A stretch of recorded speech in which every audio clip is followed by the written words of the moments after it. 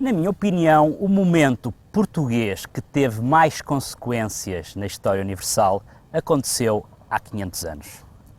Não foi a passagem do Cabo da Boa Esperança por Bartolomeu Dias, não foi a chegada de Vasco da Gama à Índia, não foi a descoberta do Brasil por Pedro Álvares Cabral, não foi a conquista de Goa por Afonso de Albuquerque.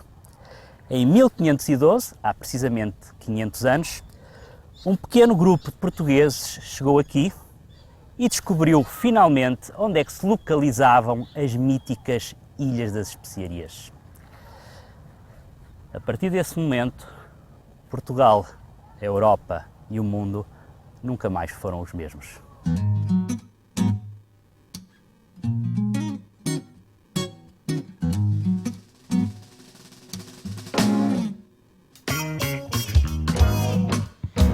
Kurangkai kata agar kau mengerti yang membuatku ingin pergi darimu. Ku tak sanggup lagi hidup begini dihantui rasa.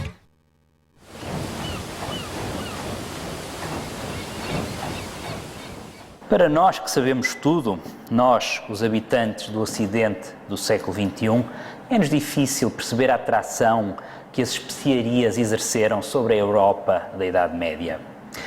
Mas essa Europa não sabia nada sobre as especiarias, não sabia o que eram, de onde vinham, como se cultivavam. O mistério que as rodeava era a razão da sua popularidade.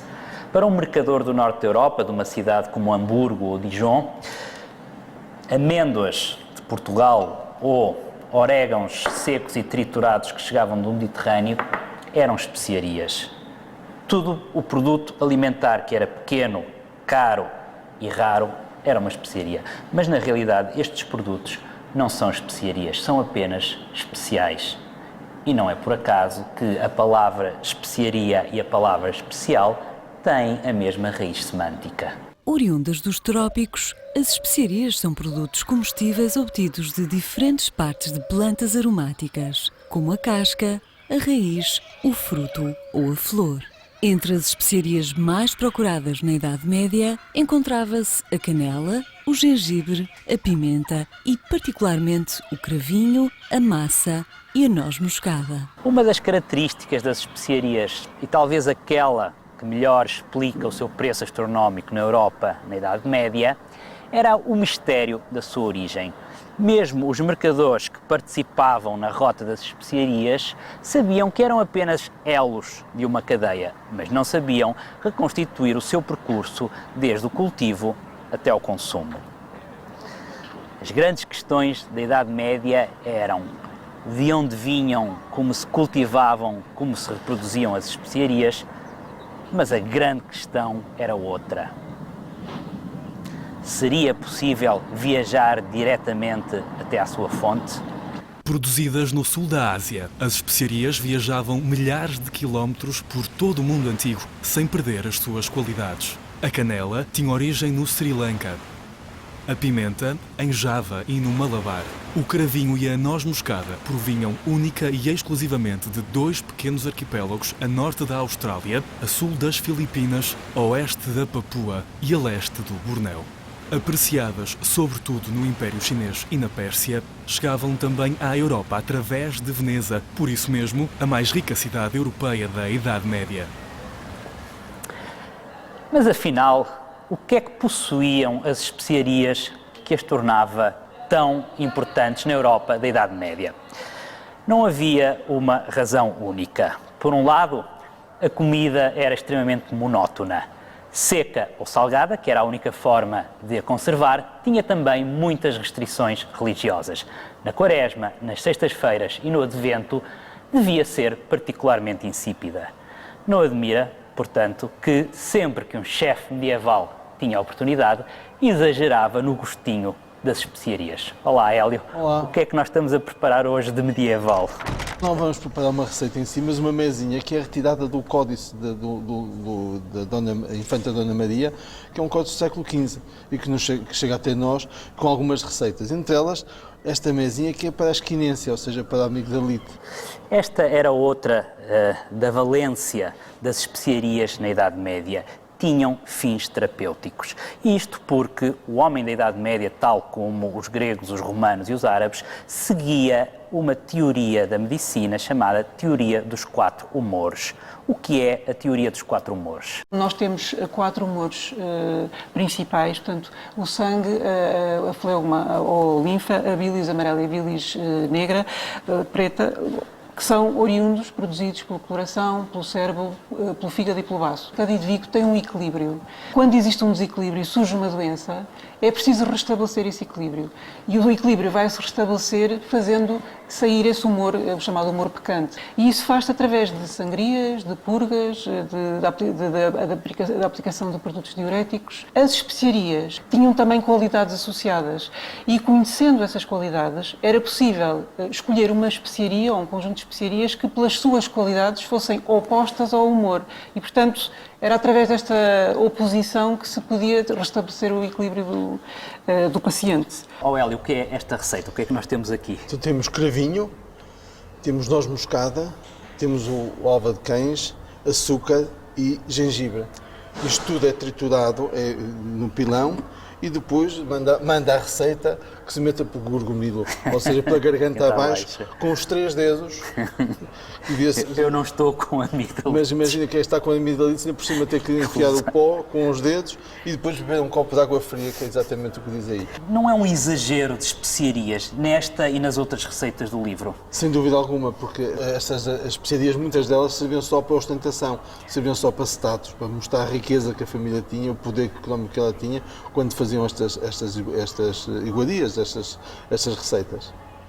E aqui estão 3 razões que explicam a importância das especiarias na Idade Média.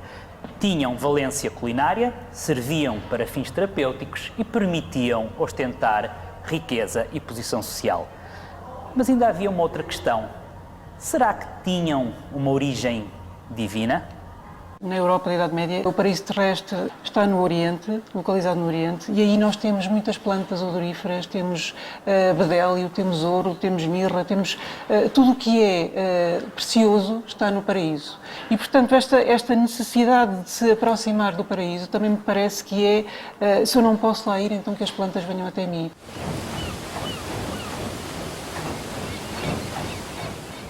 Talvez a mais célebre frase da história de Portugal, e certamente a mais incisiva, é a justificação que a Armada de Vasco da Gama dá à chegada a Calicut sobre as razões que levaram os portugueses à Índia. Viemos em busca de cristãos e especiarias. Religião e comércio, o comércio de especiarias. Quando o Vasco da Gama chega a Calicut, o seu grande objetivo, do ponto de vista económico, é obter as especiarias. Uma parte delas eram produzidas na própria Índia, nomeadamente a pimenta e o gengibre, outras próximas, como a canela, que era produzida em Ceilão, e havia depois outras especiarias bem conhecidas também, famosas, muito procuradas, mas que eram produzidas exclusivamente numas ilhas longínquas, que eram o cravinho, a massa e a noz moscada, e particularmente o cravinho, que só era produzido nas Molucas. E, portanto, numa fase inicial, elas são encontradas todas nos mercados do sul da Índia, mas ficaram ainda muito longe, ou seja, os portugueses, durante os primeiros 10 anos da sua presença no Oriente, vão trabalhar para conseguir implantar-se económica e militarmente no Índico Ocidental, sempre pensando já em Malaca. Nas instruções para a expedição do Diogo Lopes de Sequeira, que supostamente seria uma expedição pacífica para fazer assentar trato e amizade com o sultão de Malaca, portanto essas instruções são do princípio de 1508, já se diz e já se indica ao capitão-mor da expedição, Diogo Lopes de Sequeira, que deveria colocar padrões, enfim, aqueles marcos que assinalam o descobrimento, nas Ilhas do Cravo.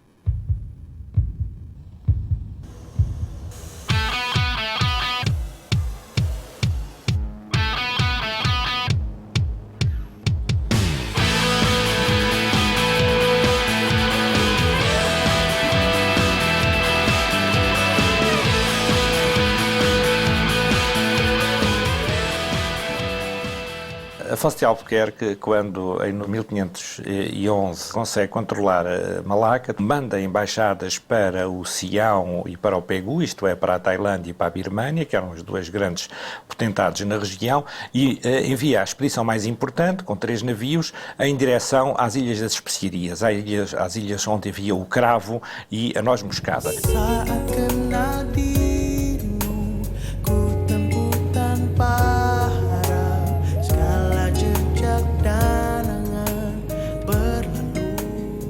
Afonso de Albuquerque prepara essa expedição para sair em novembro de 1511, portanto, ele dá indicações expressas de que os 3 navios deveriam respeitar todos os povos que encontrassem. Não deveria de forma alguma haver qualquer conflito, deveria haver negociações e deveria haver um ambiente positivo.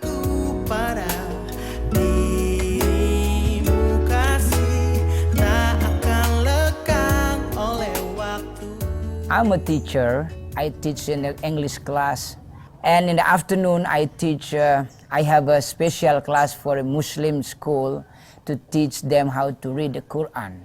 Bandanese now 98% are Muslim, and there are 2% are Christian and mixed to the other, Protestant and Catholic and Chinese. A viagem seguiu calmamente ao longo de Sumatra, continuou percorrendo todo aquele cordão imenso de ilhas que vai desde Java até à Ilha das Flores e depois conseguiram chegar até à zona da Ilha de Ambon. A seguir foram para a Ilha de Serrame e então seguiram para Banda. A caravela foi entregue a um capitão de menor grado, Simão Afonso Bisagudo, um outro navio que é considerada sempre um navio, enfim, de linha, é a nau Santa Catarina, cuja capitania foi entregue ao capitão-mor da Armada, António da Abreu, e ao seu piloto, Luís Botinho. A nau Sabaia, que era um navio de fabrica asiática presada em Goa durante a conquista por Albuquerque, é um navio de grande calado também, cuja capitania é entregue a Francisco Serrão, e ao seu piloto Gonçalo de Oliveira. Gonçalo de Oliveira, que é frequentemente dado como sendo parente de Fernão de Magalhães. Um dos grandes problemas da historiografia que permanece em aberto é saber se Fernão de Magalhães esteve ou não esteve na Armada. São muito poucas as pessoas cujos nomes são conhecidos que participaram nesta viagem. Há informadores espanhóis que dizem que Fernão de Magalhães teria ido, mas são informações um pouco vagas. Depois há um grande humanista português, que é Fernando Oliveira, que afirma categoricamente que Fernão de Magalhães foi com Francisco Serrão e António da Abreu, foi um dos descobridores das Molucas.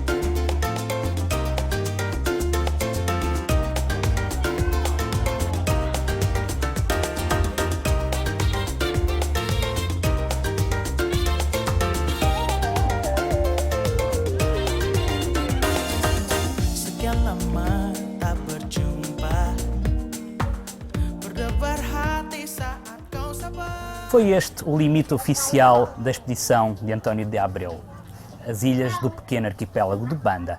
A quantidade de especiarias, cravinho, noz moscada, que os portugueses encontraram foi tanta, tão promissora, tão lucrativa, que António de Abreu deu-se por satisfeito, mandou dar meia volta e regressou a Malaca. For whole Banda we have about 20,000 population. And especially in town, Naira Islands are about 9,000 population. Nutmeg is I think that is the main produce of the Banda people, because from the nutmeg, Bandanese has a lot of money from that. Every year they can have the 3 times of the produce by the nutmeg, 2 big seasons and 1 small season. Right now, they pick nutmeg in the season. So different with the Palmo days, in the colonial time, when the people pick nutmeg every day, that's the best quality. When the nutmeg just open on the trees, then they pick it. But now people pick it in the season. So we need people must be waiting till 100% nutmeg open on the trees. That's better. That is the best quality.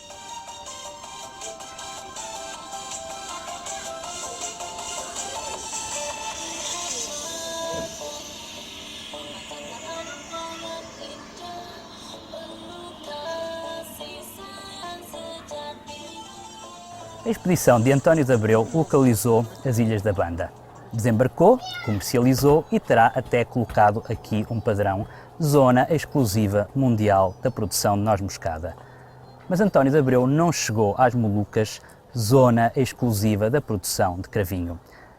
Para as expectativas portuguesas, esta expedição foi um sucesso ou terá talvez falhado?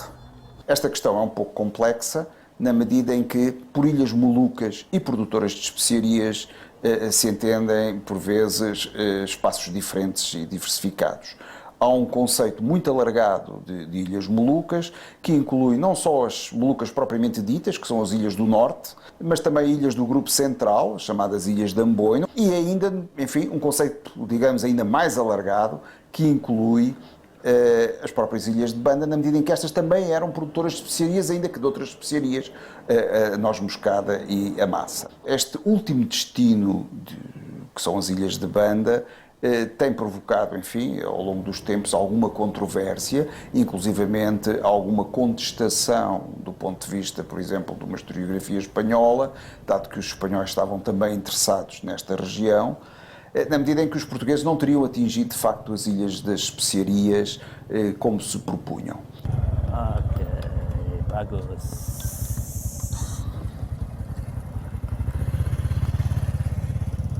Estas Ilhas da Banda estão tão fora do mundo que a pista do aeroporto serve para duas coisas. Uma, não tão importante, é para aterrar um avião quando o há.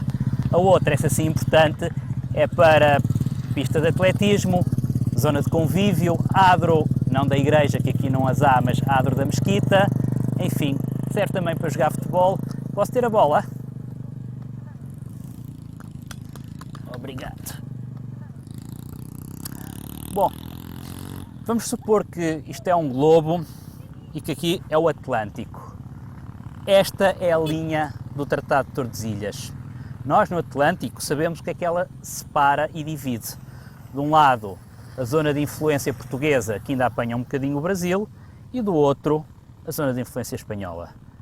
Mas, e deste lado do globo, onde está o Pacífico, como é que nós podemos saber onde passa a linha do antimeridiano de Tordesilhas e, mais concretamente, como é que podemos saber se as Molucas estão do lado espanhol ou do lado português? Havia muitas dúvidas sobre onde é que passava o antimeridiano de Tordesilhas. Até ao século XVIII, os homens, o ser humano, não era capaz de medir adequadamente e com rigor a longitude e, portanto, as medidas eram por estima, eram mais ou menos, e os próprios portugueses estavam absolutamente convencidos que, do ponto de vista do direito, o antimeridiano de Tordesilhas deixava as Molucas do lado castelhano. E Dom Manuel I, numa das cartas que escreve a Dom Francisco de Almeida, diz para ele avançar porque isto chegar primeiro vale muito. Os castelhanos acabam por chegar às Molucas pela via do Pacífico através da célebre viagem de Fernando Magalhães, percebem que o acesso ao cravo das Molucas não é funcional do ponto de vista económico através da rota do Estreito de Magalhães. E não tem outra, não tem alternativa, mas tem o direito sobre aquelas ilhas. Dom João III acabou por comprar as Molucas por 350 mil ducados. Em 1529, quando é assinado o Tratado de Saragossa, Portugal pratica um bom ato de gestão face aos conhecimentos daquele tempo. 300 anos depois percebeu-se que afinal tínhamos enganado, mas foi 300 anos depois.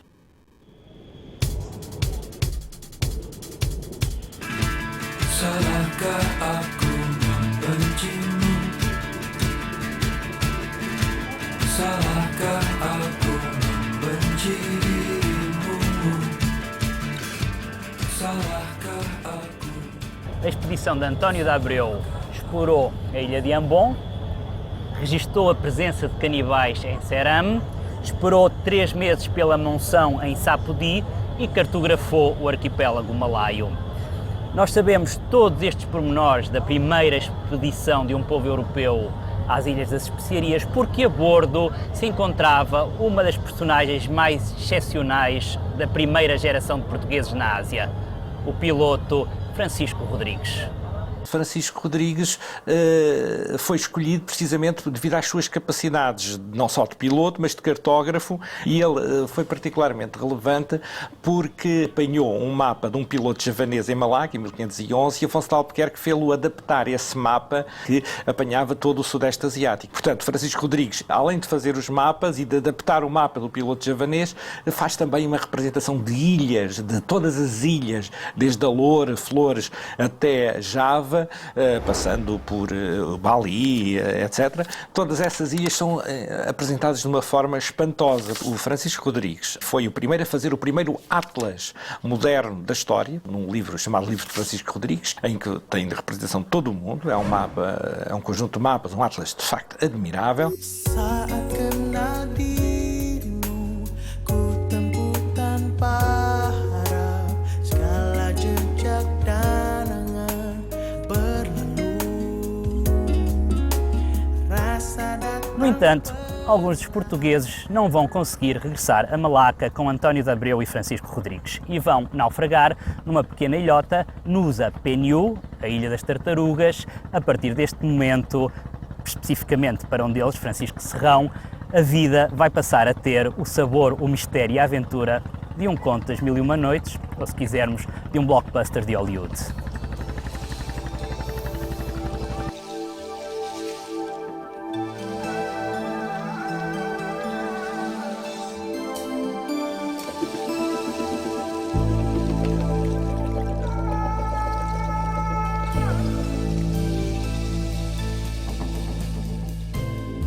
Francisco Serrão realmente é muito desventurado porque tem 2 naufrágios, até que consegue apanhar um barco e vai para Ambon.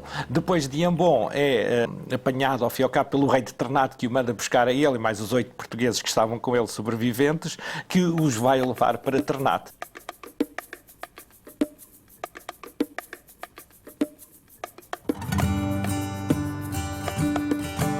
Francisco Serrão foi muito bem recebido pelo sultão de Ternate. Algumas profecias que já circulariam na época nas Molucas, assinalando a chegada de uns homens vestidos de ferro ou vestidos de aço, e que, portanto, seriam evidentemente os portugueses, iriam permitir uma projeção do próprio sultanato de Ternate, como até então não tinha.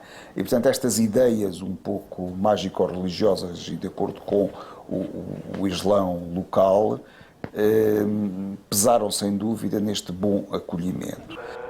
Peluklah diriku dan jangan kau lepaskan ku, dan jangan kau lepaskan ku darimu. Ku takkan pernah tertawa, ku takkan pernah bahagia, ku takkan pernah merasakannya bila kau tak di sini. Ku takkan pernah tertawa, ku takkan pernah sempurna, ku takkan pernah merasakannya. À boa maneira portuguesa, Francisco Serrão trata de se desenrascar. Tenta perceber para que lado é que sopra o vento, quais as funções que lhe convém assumir, qual o partido local que lhe convém apoiar, e isto sem nunca esquecer quem é o seu rei, quem é a sua pátria, mas sobretudo sem nunca esquecer quais são os seus interesses pessoais. Ele vai ter, ao longo da sua atuação, que dura cerca de 10 anos até à sua morte em 1521, digamos, uma dupla atuação. Por um lado, ele intervém politicamente na vida interna do sultanato de Ternate, do vizinho sultanato de Tidor e de outros pequenos reinos que existem na região, e por outro lado ele vai funcionar como um agente dos portugueses e sobretudo um agente da Malaca portuguesa nas Molucas do Norte, sem que propriamente ninguém lhe tivesse encomendado a função, mas é algo que ele espontaneamente assume. Portanto, o Francisco Serrão, a primeira intervenção é logo passado um ano e pouco, ele chefia uma operação militar contra o sultão de Tidor e, portanto, servindo os objetivos de Ternate. Os portugueses, à partida, não teriam que favorecer nenhum rei contra outro. Isto é uma iniciativa do Francisco Serrão.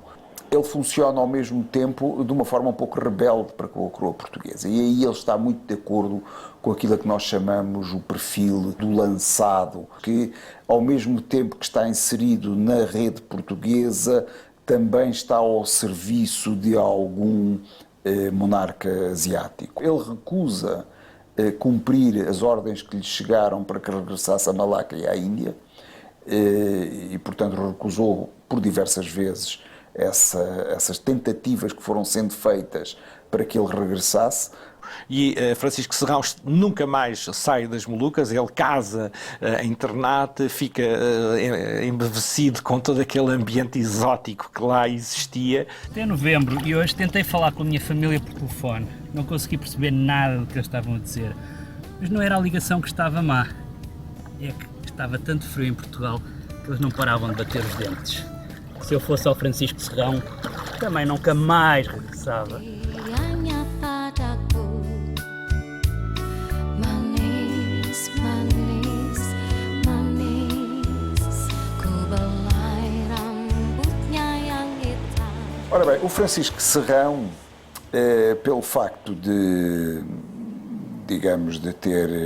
se ter aliado tão estreitamente ao sultão de Ternate, a Abulaís, gerou inúmeros inimigos. Nós não conhecemos exatamente as circunstâncias que rodearam a sua morte, por aquilo que nos é dado perceber, quer ele, quer o sultão de Ternate foram envenenados, e terão sido envenenados com uma diferença de alguns dias no princípio do ano de 1521.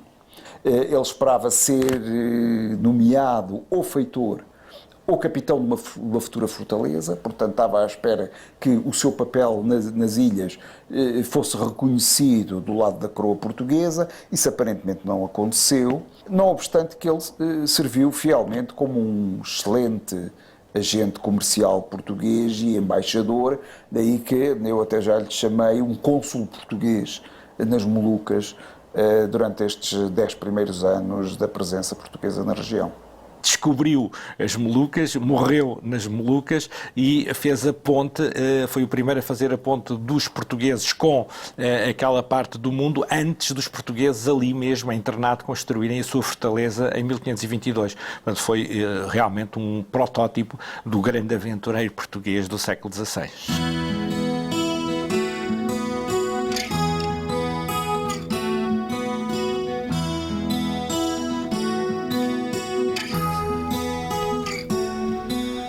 Ku tanamkan hatiku tumbuh bersamamu.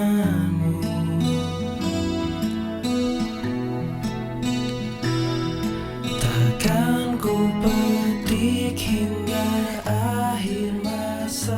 Após a construção de uma fortaleza em 1523, os portugueses tentarão, sem grande sucesso, estabelecer um monopólio no comércio do cravinho e controlar politicamente as Molucas. Durante 50 anos, vários governadores se irão suceder à frente do cargo, muitos deles de uma forma pouco exemplar. António de Galvão e São Francisco Xavier esforçam-se por cristianizar as populações, fundar escolas e missões. Mas os dias de Portugal, nas Ilhas das Especiarias, estão contados. Os portugueses impuseram reis, desfizeram reis, colocaram uns no poder, tiraram outros, reis que tinham um papel quase de fantoche. Essa situação tende a mudar a partir do momento em que ascendeu um novo sultão, que é o sultão Hairun, que ascende ainda na década de 30. O sultão Hairun foi fazendo uma política contrária aos portugueses na região, sem a assumir perante os portugueses. O sultão é acusado de manobrar uma série de pequenos régulos locais que se tornaram hostis aos portugueses e um capitão português mandou assassinar o sultão. Isto aconteceu em 1570. Ternate sublevou-se contra a presença dos portugueses na sua ilha. E o sultão que o fez foi o filho de Hairun, o sultão Babulá, que levou 5 anos a conseguir expulsar os portugueses da fortaleza de Ternate. E conseguiu finalmente, e também não lhe foi tão difícil assim. Em 1575, Portugal era a principal potência marítima e militar no Oceano Índico em geral e nos mares do Sudeste Asiático em particular. Não é, portanto, estranho que uma posição tão importante como Ternate tenha sido abandonada de uma forma assim tão fácil e indigna? Ou será que por detrás disto houve jogos de bastidores, segundas intenções, manobras e interesses e, sobretudo, alguma dor de cotovelo a explicar todos estes acontecimentos? De certo modo, a fortaleza de Ternate fazia sombra no comércio das especiarias a Malaca. Os capitães, os feitores e os homens que detinham cargos públicos em Malaca viam-se de alguma maneira prejudicados por este comércio que se fazia através de Malaca, mas sem que Malaca tivesse participação nele. E estes oficiais, ao mesmo tempo, tinham a obrigação de sustentar a fortaleza de Ternate, enviando anualmente reforços, homens, material de guerra, navios, etc. E, portanto, de certo modo, foram se tornando relapsos em não socorrer com a assiduidade e com a necessidade que Ternate sentia. E, portanto, o cerco de Ternate durou 5 anos e a sua queda foi bastante dramática, porque, no fundo, foram rendidos pela fome e pela a ausência de um socorro que, quando chegou demasiado tarde.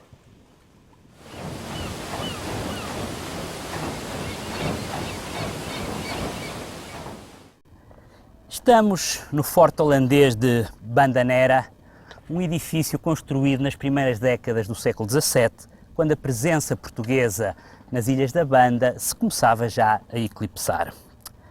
Até que ponto o fascínio dos europeus pelas especiarias e pelo fabuloso lucro que permitiam terá sido responsável pela entrada em cena de outros países, nomeadamente a Holanda e a Inglaterra, no comércio das especiarias? Ou, por outras palavras, até que ponto a localização das Ilhas das Especiarias por parte dos portugueses terá aberto a porta à Inglaterra e à Holanda como potências marítimas, conquistadoras, também se quisermos, colonizadoras.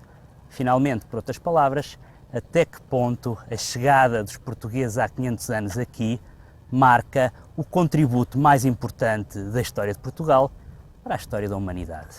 Ao longo do século XVI, Portugal pôde avançar quer na América, quer pontualmente em África, quer na Ásia, enfrentando apenas os poderes locais, para os quais, como europeus que éramos, tínhamos tecnologia militar suficiente para aquilo que precisávamos de fazer.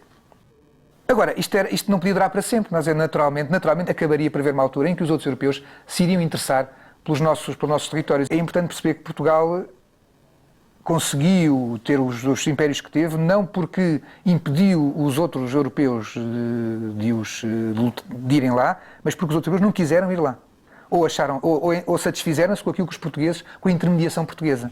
No final do século XVI, a Holanda, por razões dinásticas e hereditárias, pertence a Filipe II, rei de Espanha e de Portugal. Os desejos de independência dos holandeses e, sobretudo, as tensões religiosas entre protestantes do norte da Europa e os católicos espanhóis irão provocar uma guerra brutal entre as duas nações. Portugal, quando perde a independência, recebe ordens de Madrid de fechar o porto de Lisboa aos navios holandeses e de não lhes fornecer mais especiarias. Ninguém adivinha que os holandeses vão chegar. A chegada dos holandeses é absolutamente inesperada.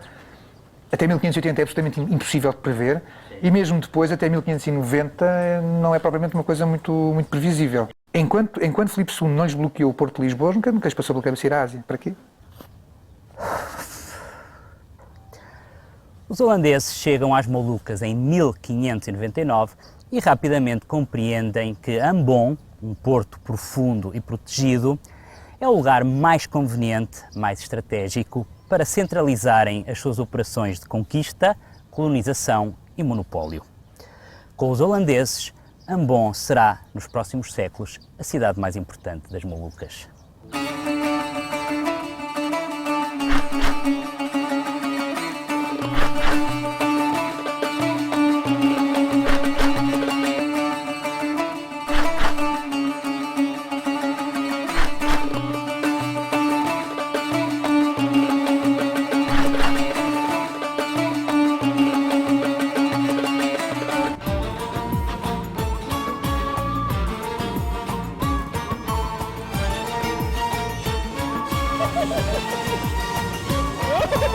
Kajang-kajang rat berombak daripada dari topan bagai kuda yang mendombat, tapi kita tetap aman di atas kepala kita. Kalau awan, kalau bintang, kalau bulan atau surya, nahkoda selalu tenang dalam bahtera yang ini. Walaupun laut maha dahsyat atas kepala di sini.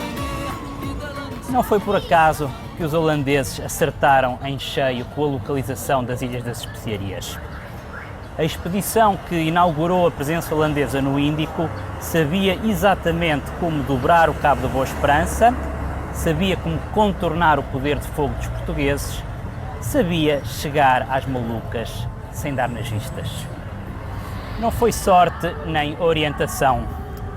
O que os holandeses fizeram em 1599 é o que qualquer mochileiro faz hoje em dia quando quer encontrar um hotel barato. Consulta um guia de bolso. O guia de bolso que os holandeses consultaram foi o célebre itinerário de Jan Huygens Linschoten. Linschoten foi um holandês que foi para a Ásia quando era jovem ao serviço de um bispo arcebispo de Goa.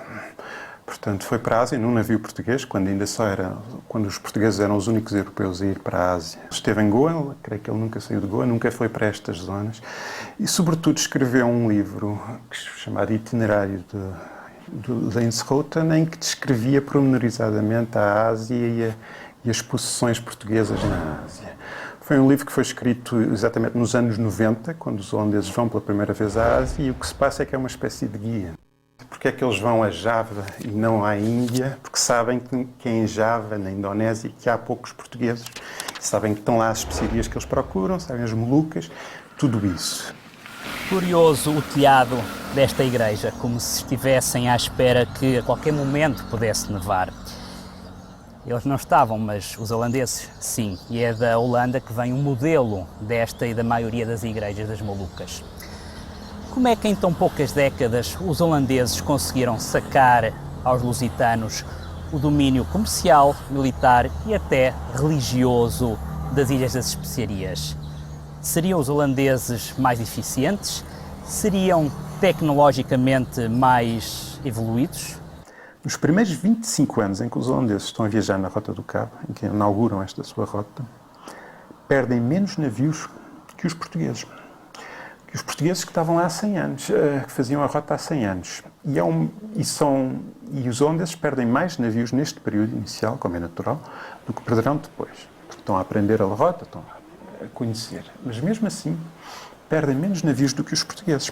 Este fenómeno em que os portugueses têm, quando já têm um século de experiência, perdem mais navios que os holandeses que estão a aprender a navegar na rota, aponta para um desnível tecnológico. É verdade que os holandeses têm uma organização militar mais moderna e uma organização económica e institucional mais moderna que a portuguesa. Isso ajuda a explicar algumas coisas, mas não é a grande explicação. A grande explicação é que os portugueses já estão implantados no terreno e têm defendido tudo ao mesmo tempo, e que os holandeses podem selecionar onde é que querem atacar. E, portanto, nos sítios onde os holandeses atacam, há uma grande proporção de forças favorável aos holandeses, que no cômputo geral não existe. Pelo contrário, há muito menos holandeses na Ásia do que portugueses, só que eles estão concentrados. E mais, o que acontece é que os portugueses se tinham completamente asiatizado. E, portanto, o que os holandeses fazem no princípio do século XVII, mais do que ser uma questão de eficiência no sentido da operação em si, é que os holandeses comportam-se como europeus e os portugueses recebem-nos como asiáticos. O Estado da Índia não foi concebido para enfrentar os holandeses, que, diga-se de passagem, até 1580 eram aliados tradicionais de Portugal, foi concebido para enfrentar os muçulmanos. Quem visitou Amsterdão terá certamente notado a ausência de uma obra de regime que celebre o lucro do comércio das especiarias, como em Lisboa, por exemplo, o Mosteiro dos Jerónimos celebra a glória de Dom Manuel I. E talvez seja essa a diferença fundamental entre a aventura comercial portuguesa e holandesa no Índico. Enquanto que o nosso sistema assentava numa monarquia feudal, centralizada, absolutista, evangelizadora, o sistema holandês era puramente capitalista. A tal filosofia de pagamento de serviços que no fundo ainda hoje predomina na mentalidade portuguesa, que é as pessoas obtêm lugares sem que tenham tido os méritos necessários para tal, na base dos compadrios, e aquele aspecto que nós nunca sabemos se é o Estado que manda ou se são os quantos interesses que comandam o Estado. E eu penso que aqui esses interesses, e sobretudo interesses que se identificavam com uma mentalidade guerreira e com uma mentalidade um pouco medieval, se sobrepuseram a uma política mais realista de Estado moderno. A grande diferença entre a expansão portuguesa e holandesa foi que o comércio colonial holandês complementava uma economia já de si rica. A Holanda era rica. Portugal enriqueceu, digamos assim, com esse comércio. E essa riqueza nunca foi exatamente complementada por uma riqueza da metrópole. Portanto, a Holanda pode fazer recurso, pode criar esta organização centralizada que precisa de muito dinheiro, precisa de muito crédito, precisa de recorrer a investidores, portanto não é algo que nasça de nada, graças apenas à sua grande eficiência. E Portugal não tem isso e vai continuar a não ter. E, portanto, quando o comércio decai, Portugal decai com ele. Os holandeses chegam ao Índico como também uma testa de ponte de interesses europeus muito difusos e muito diversos, que vão desde os judeus até aos alemães, mas o facto de terem moldado a sua empresa em termos capitalistas e, portanto, se terem aplicado em gerar lucros para uma companhia e não em distribuir lucros por famílias, fez também toda a diferença. Estamos no centro histórico de Jakarta, o lugar onde os holandeses criaram a sua capital colonial, a que deram o nome de Batávia, que era o nome que o Império Romano dava aos territórios da Holanda. Chamar centro histórico este quarteirão talvez seja um bocadinho abusivo, no sentido que a Jakarta moderna, independente, de certa forma renegou esse passado colonial. Mas estou a divagar. Aqui o que importa sublinhar é que esta capital colonial foi fundada não por um país, a Holanda, mas sim por uma empresa capitalista holandesa criada especialmente para gerir o comércio das especiarias. Com as décadas, essa empresa tornar-se-ia tão importante, tão bem-sucedida e tão tentacular que muitos historiadores consideram-na a primeira multinacional da história, a Companhia Holandesa das Índias Orientais. Tendo como únicos objetivos aumentar o capital, emitir ações, distribuir dividendos, dar lucro, a Companhia Holandesa das Índias Orientais armou o seu próprio exército, fundou as suas colónias, subjugou reinos asiáticos, escravizou inteiras populações, provocando mesmo um genocídio em banda. Para garantir o monopólio da produção e venda de cada grama de pau de cravinho e noz moscada à face da terra, a Companhia Holandesa das Índias Orientais entrou em guerra com portugueses, espanhóis e ingleses em vários continentes e oceanos. Para a prefiguração, no fundo, de uma guerra global entre as potências europeias, que se joga em todos os cenários, que já não há limites geográficos quase.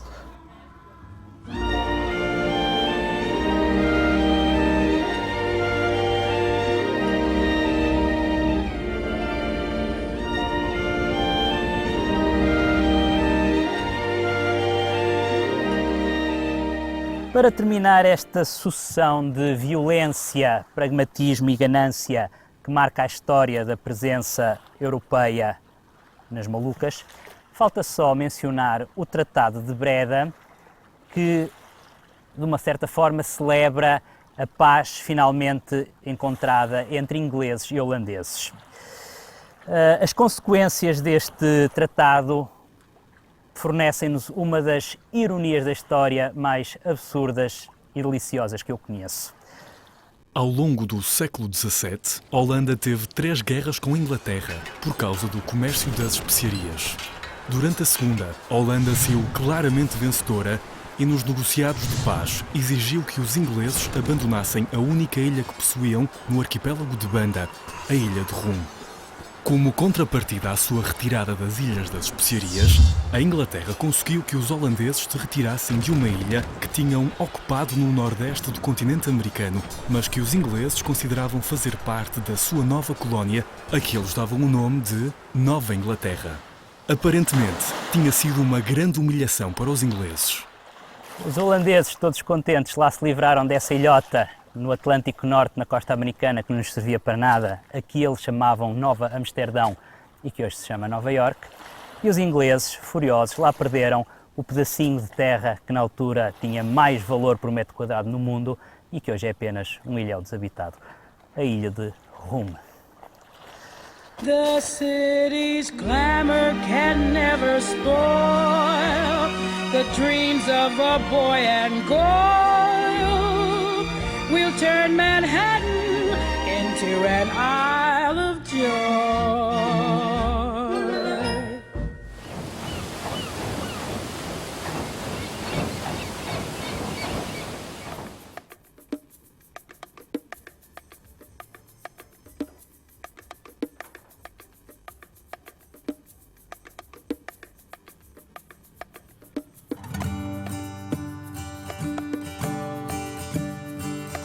Akulah sang malam, akulah sang gelap yang setiap hari kan hadir. Kala cahaya telah terbit di ujung sana, memberi harapan kau kan datang. Pagi ini telah datang kembali. Akulah sang siang, akulah yang hidup, akulah wajah dunia. Estamos no meio de uma floresta de cravinho da Índia, na encosta do vulcão. What's the name of this volcano? Gamalama. Na encosta do vulcão Gamalama em Ternate. Isto para um homem medieval seria o equivalente para mim a estar a nadar num poço de petróleo. Mas como tudo nesta terra, neste mundo, neste planeta, também as especiarias tiveram o seu tempo e depois, entretanto, passaram de moda. Será que foi porque já não serviam? Será porque já não se acreditava nelas? Ou simplesmente será porque se banalizaram?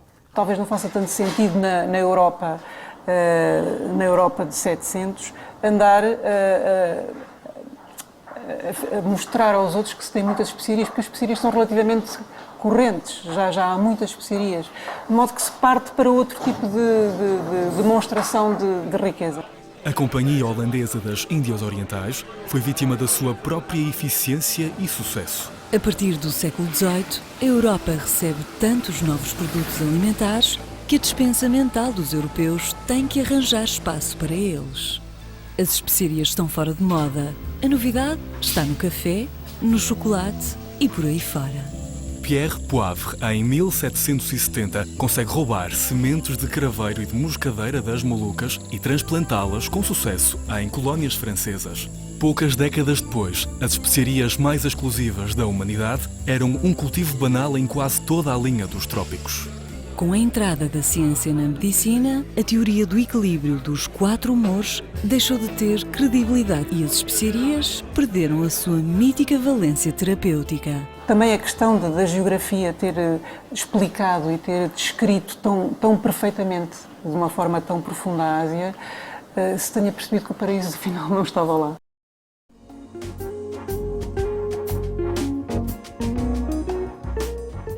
As especiarias que durante tantos séculos foram um complexo e misterioso puzzle para uma grande parte da humanidade, acabaram por se tornar mais uma das tantas coisas do nosso dia-a-dia, como um avião low cost que nos leva à Ásia em meia dúzia de horas, como um frigorífico que conserva o sabor dos alimentos intacto durante semanas, como uma aspirina que nos alivia de uma dor de cabeça. Quer a sua origem exótica, quer a sua utilidade gastronómica, quer as suas propriedades medicinais, são hoje qualidades corriqueiras e substituíveis. Perdendo-se a condição exclusiva das especiarias, perdeu-se o seu valor.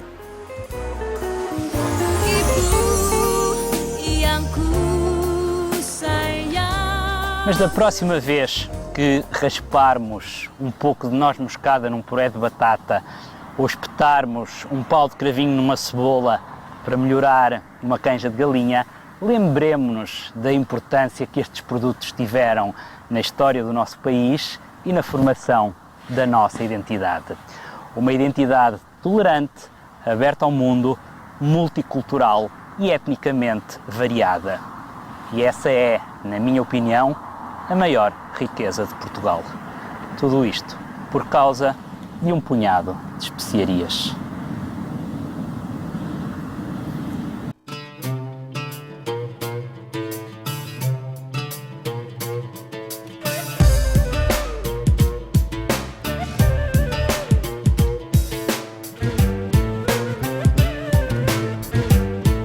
Há 500 anos, um grupo de portugueses, aliás, um pequeno grupo de portugueses, chegou a estas ilhas no fim da longitude, no lado oposto do mundo. O planeta inteiro a pedir especiarias, estas ilhas a produzi-las e os portugueses a fornecê-las. Uma situação ideal, mas a bonança iria durar poucas décadas. Depois chegaram os espanhóis, depois os holandeses e os britânicos e os franceses. Aqui, a Europa ensaiou as suas primeiras possessões coloniais. Uma conquista levou a outra. Em breve, as fronteiras das nações europeias começaram a alargar-se por todos os continentes, numa lógica de competição e domínio crescente. As ilhas da Banda produziam apenas noz moscada e as ilhas das Molucas produziam apenas cravinho. Será que este monocultivo terá sugerido aos europeus a tentativa de criar, em outras latitudes, economias de especialização regional e monopólio da distribuição? Como, por exemplo, no Brasil, o açúcar, no sul dos Estados Unidos, o algodão, na América Central, o café, no Sri Lanka, o chá, no Havaí, o ananás e, inclusivamente, fechando o círculo, o cravinho em Zanzibar, já não aqui, e a noz moscada nas Caraíbas. Ou seja, a minha pergunta é, será que foi aqui que nasceu, que surgiu esta ideia de colocar diferentes regiões a produzir diferentes produtos? Vieram as feitorias, depois as colónias, por fim os impérios. Dentro dos impérios fizeram-se cálculos que levaram à divisão do trabalho, à optimização dos recursos, às economias de escala. As colónias articularam-se com as metrópoles, as áreas de produção e de transformação ficaram separadas por milhares de quilómetros de distância. O mundo encolheu, a aldeia global tinha começado. Foram estas as ilhas que provocaram os descobrimentos, o colonialismo, a globalização. Talvez eu esteja a simplificar, ou talvez não. Mas se estas coisas, descobrimentos, colonialismo, globalização, tinham que acontecer por causa de um qualquer pedaço do planeta Terra, então que fosse este, as Molucas, um dos lugares mais extraordinários onde eu já estive na minha vida. Apetecia-me era fazer como Francisco Serrão, o primeiro europeu que chegou às Ilhas das Especiarias. Ficou aqui para sempre e nunca mais se quis ir embora. E se calhar, quem sabe? Telah kurangkai kata agar kau mengerti yang membuatku ingin pergi darimu. Ku tak sanggup lagi hidup begini, dihantui rasa api cemburu.